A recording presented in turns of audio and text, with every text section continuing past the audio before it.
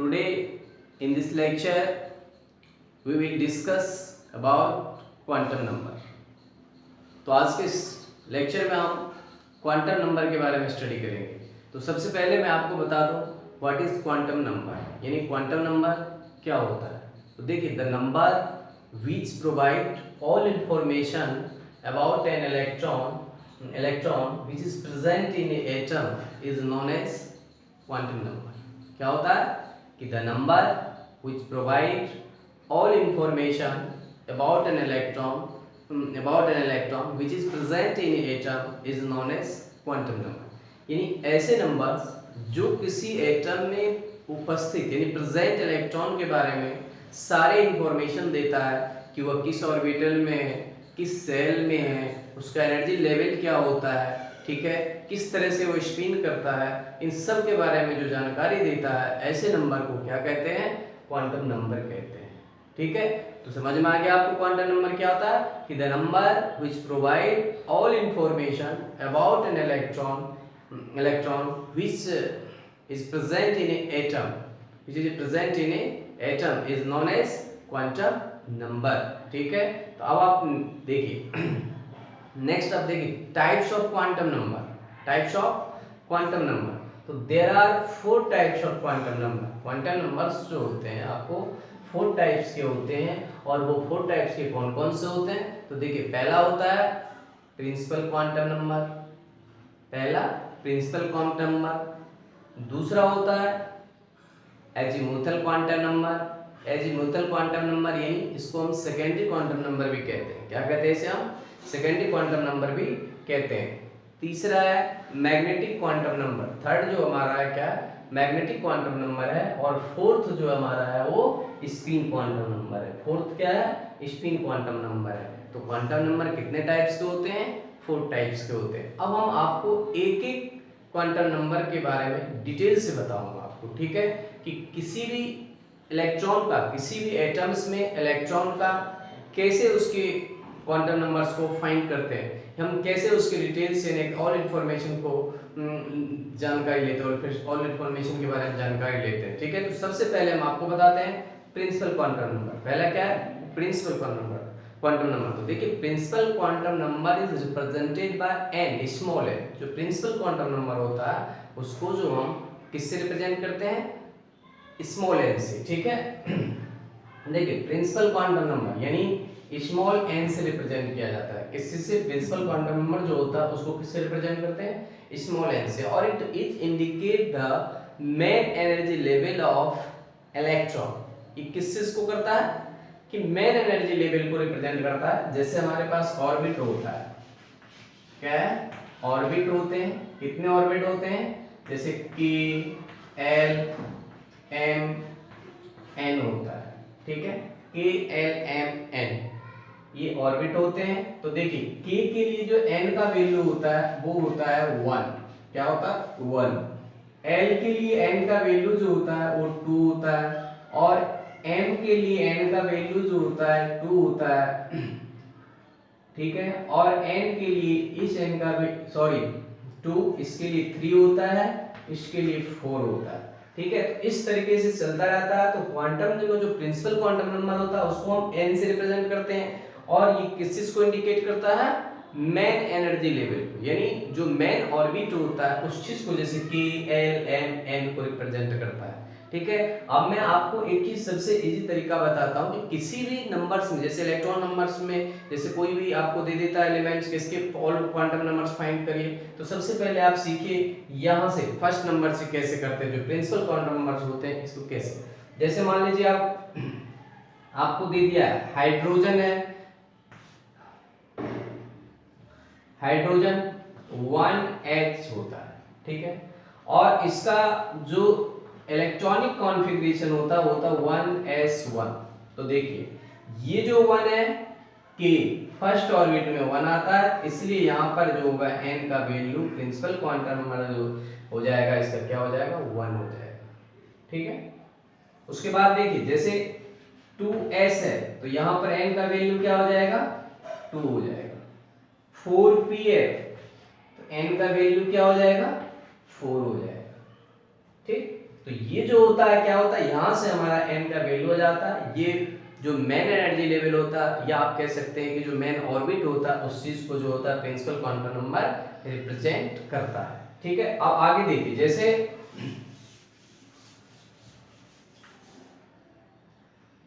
4f है तो n क्या हो जाएगा 4, 3d है तो n क्या हो जाएगा 3।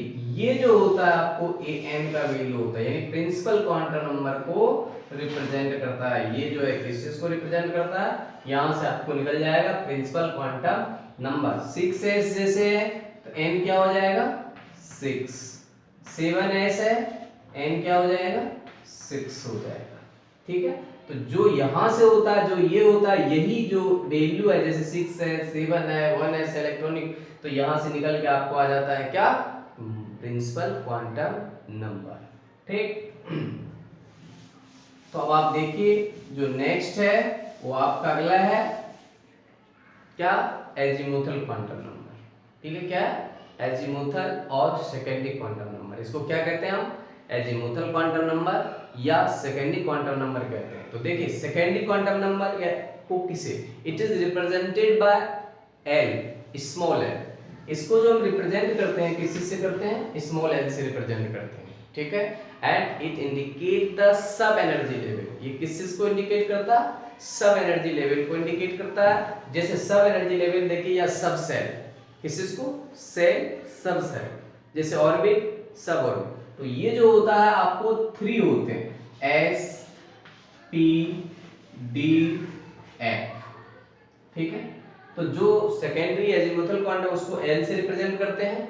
ठीक है, और इसका जो वैल्यू होता है एल इक्वल टू जो होता है इसका वैल्यू होता है 0 से स्टार्ट होता है 1 2 3 0 2 n माइनस 1। ये फॉर्मूला मैं बता दे रहा हूं आपको, इस तरीके से इसका वैल्यू निकालते हैं। और ये 4 सबसेल होता है, इस चीज को ये इंडिकेट करता है। 4 सबसेल में देखिए s में मैक्सिमम 2 इलेक्ट्रॉन होता है, p में मैक्सिमम 6 होते हैं, d में मैक्सिमम 10 होता है और f में मैक्सिमम 14 इलेक्ट्रॉन्स होते हैं। तो देखिए, ठीक है, तो ये होते हैं सबसेल। ये क्या हमारा सबसेल है, क्या है सबसेल। तो ये सबसेल जो होते हैं आपको कितने होते हैं 4 होते हैं। तो देखिए इसमें क्या होता है, जैसे ये हमने लिया 2s, तो देखिए यहां हो जाएगा n equal to 2 principal quantum number और l इक्वल टू हो जाएगा 0 यानी एजीमुथल यानी सेकेंडरी क्वांटम नंबर है। ठीक है, अब देखिए एक चीज मैं और बता दूं आपको कि यदि s p d f है, यदि s जो है तो l का वैल्यू जो होगा वो 0 होता है, p होगा तो l का वैल्यू जो होता है वो 1 होता है, d के लिए l का वैल्यू जो है वो 2 होता है और f के लिए जो l का वैल्यू होता है वो 3 होता है। f के लिए जो l का वैल्यू होता है वो क्या होता है 3 होता है। तो आपको ये समझ में आ गया, जैसे s है ये सबसेल है, 4 सबसेल होता है और 4 सबसेल में s में मैक्सिमम जो होता है 2 इलेक्ट्रॉन रह सकता है, p में 6 रह सकता है, d में 10 तक रह सकते हैं और f में 14 रह सकता है। तो और लेकिन उसी के लिए आधार पर जो होते हैं इसके सब ऑर्बिटल यानी ऑर्बिटल में डिस्ट्रीब्यूट कर दिया जाता है। उसे हम आपको बताएंगे जब हम आपको हुंड्स रूल पढ़ाएंगे, उसमें बताएंगे आपको। ये s के लिए l का वैल्यू 0, p के लिए l का वैल्यू क्या हो जाता है 1 सेकेंडरी क्वांटम नंबर यानी, और इसके लिए 2 होता है, d के लिए, और f के लिए 3 होता है। तो देखिए उसी तरह से जो है, जैसे अगर 4f हम लेते हैं, क्या लेते हैं 4f, तो n का वैल्यू क्या हो जाएगा n इक्वल टू 2 हो जाएगा और l इक्वल टू जो है वो देखिए यहाँ पर f है तो f के लिए क्या हो जाएगा 3 हो गया। ठीक, तो ये आपको 2 क्वांटम नंबर है, यहीं से पता चल जाता है कि कैसे फाइंड करना है। अब देखिए यदि हम 5s लेते हैं, क्या लेते हैं 5s लेते हैं, तो n क्या हो जाएगा 5 और l क्या हो जाएगा 0। ठीक, l क्या हो जाएगा 0। अगर आप 3d लेते हैं, क्या लेते हैं 3d, तो n क्या हो जाएगा यहाँ 3 और l हो जाएगा आपको 2। तो देखिए एल डी ये नंबर आपको याद रखना होगा कि एस पी डी एफ, जैसे एस के लिए जो एल का वैल्यू 0 होता है, पी के लिए 1 होता है, डी के लिए 2 होता है और एफ के लिए 3 होता है। तो ये दो क्वांटम नंबर्स आपको, ये सेकेंडरी क्वांटम नंबर्स हो गया, और जब एस का होगा ये फिक्स नंबर्स होते हैं, वो आपको आराम से लिख जाना। जैसे एग्जांपल से एक और 3p लिया हमने, एन हो गया 3 और एल हो गया 1, ठीक। तो इस तरीके से आप सारे क्वांटम नंबर्स निकाल सकते हैं। अब अगला देखिए, नेक्स्ट है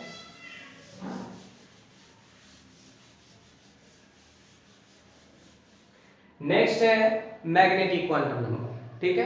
नेक्स्ट क्या है आपका मैग्नेटिक क्वांटम नंबर। देखिए मैग्नेटिक क्वांटम नंबर क्या होता है, it is represented by small N.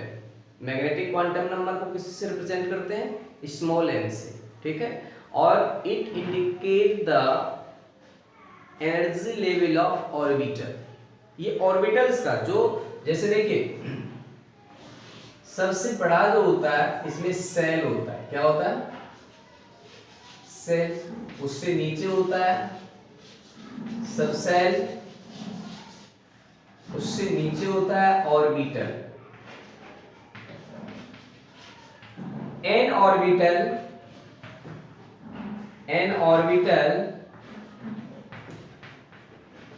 Contains, ये स्टार में बना के लीजिएगा, कंटेन्स मैक्सिमम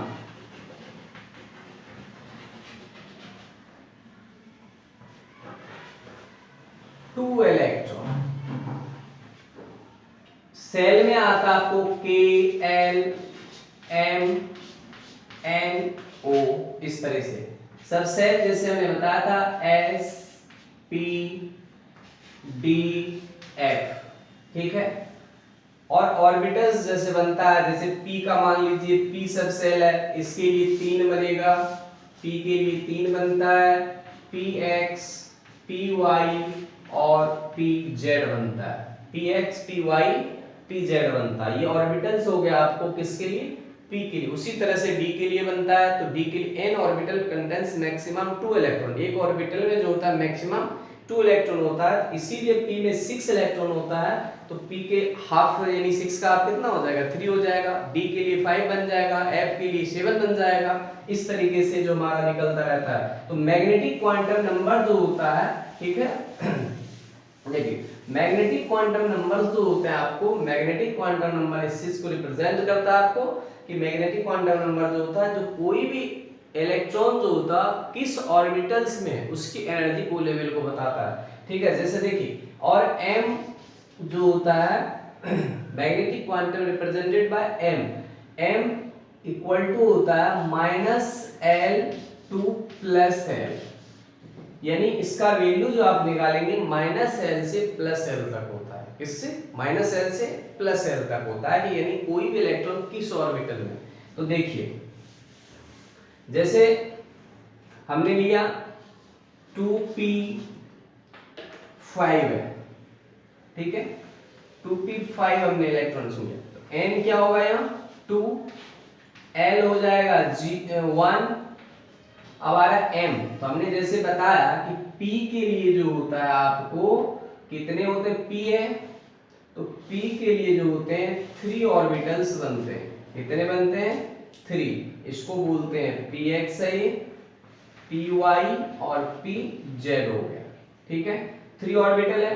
और l का वैल्यू 1 होता है, तो जैसे हमने बताया ये -1 होता है, ये हो जाएगा 0 और ये हो गया +1। तो इलेक्ट्रॉन जो फिल करते हैं इसमें, देखिए पहले 1 1 करके फिल करेंगे, 1 2 3 और 4 और 5, क्या होगा 4 5। यदि आपको इसमें से पूछता है तो m का वैल्यू क्या होगा, तो m का वैल्यू इसमें हो सकता है आपको क्या हो सकता है, -1 हो सकता है, 0 हो सकता है, +1 हो सकता है, ठीक है।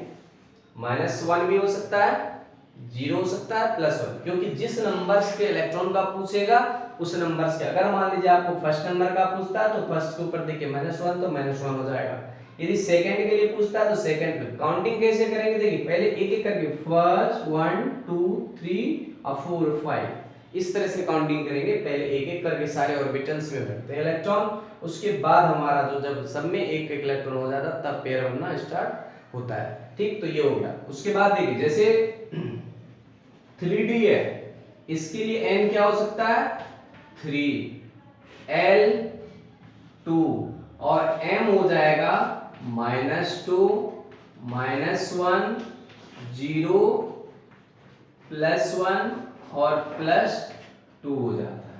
ठीक, अगर हम 4f लेते हैं, क्या लेते हैं 4f, तो देखिए n क्या होगा 2, l होगा 3, तो m क्या हो जाएगा -3 -2 -1 0 +1 +2 +3 हो गया।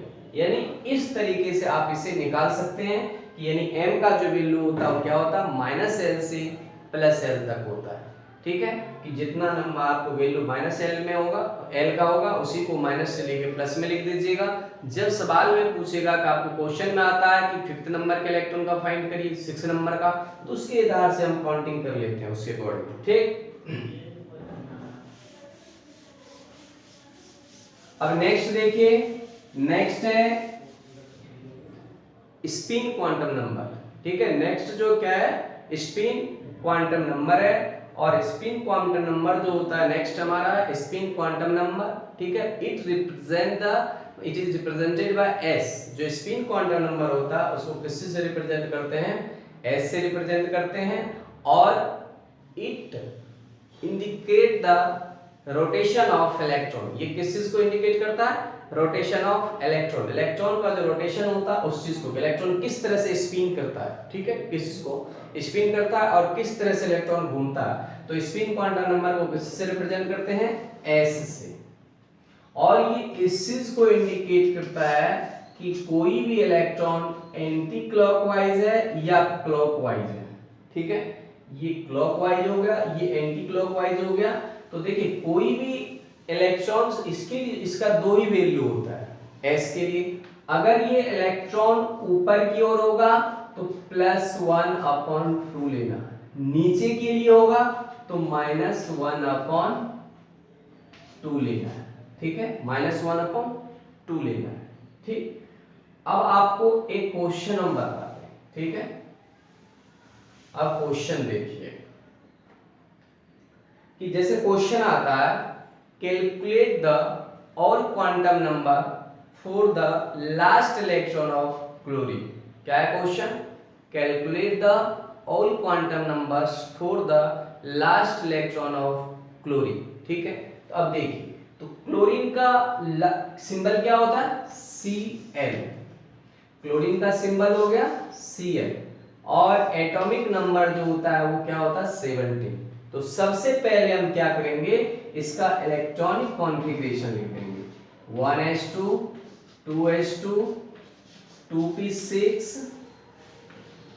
3s2 और 3p5। देखिए क्या कहा लास्ट इलेक्ट्रॉन के लिए, तो लास्ट इलेक्ट्रॉन किस में आएगा 3p5 में आएगा।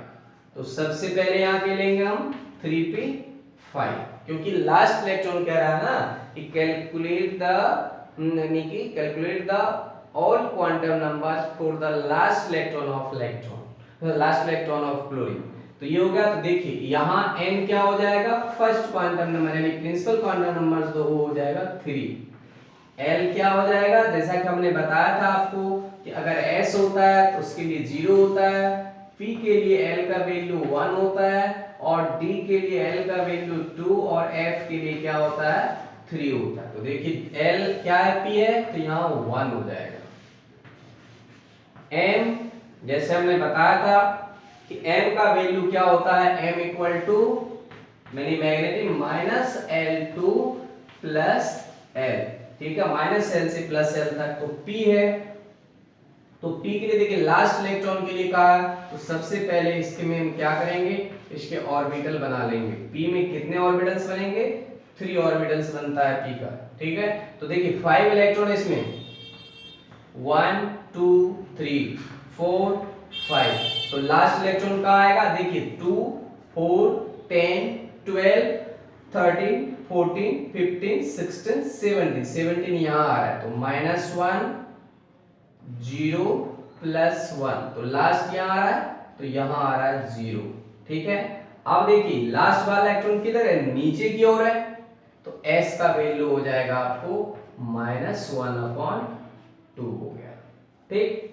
तो ये हो गया आपको चारों n value, principal quantum number 3 हो जाएगा लास्ट क्लोरीन के लास्ट इलेक्ट्रॉन के लिए, और एजीमुथल यानी सेकेंडरी क्वांटम नंबर 1 हो जाएगा, मैग्नेटिक क्वांटम नंबर 0 हो जाएगा, और स्पिन क्वांटम नंबर का जो वैल्यू हो जाएगा वो हो जाएगा -1 हो जाएगा, ठीक है। तो ये हो गया आपको चारों क्वांटम नंबर आज के लिए इतना ही के बारे में बता दिया गया है। तो आज के लिए इतना ही, ठीक है। और अब तक आपने हमारे चैनल को सब्सक्राइब नहीं किया तो सब्सक्राइब करिए, लाइक करिए और अपने दोस्तों के साथ इसे शेयर भी करिए।